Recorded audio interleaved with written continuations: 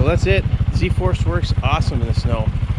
No tire spinning at all, so I use my Sportsman that did the driveway the last few years. You get the tire spin, you have to build momentum and stuff like this. This thing here just plows right through it, so I think the extra weight and a little bit wider tires and stuff definitely help. And this Kolpin plow, I wasn't sure how it was going to work, so I got this on sale. It's the ATV size. It's adjustable from 48 to 60 inches.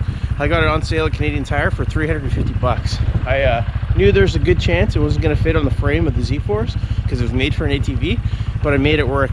So what I actually did is I got half of the universal mount on, like, clamped around the frame, and then the other half I was actually able to bolt it right into the frame where the skid plate bolts in. So super solid solution. The only thing I don't like is how low it is. So you can see there, basically it drags in the snow. It's okay for plowing. I don't plow any rough terrain per se, but it kind of takes away from me leaving the mount on through all seasons of use. So I'm gonna have to take the mount off basically to ride this off-road again. But as far as the winter plow season goes, it does the job.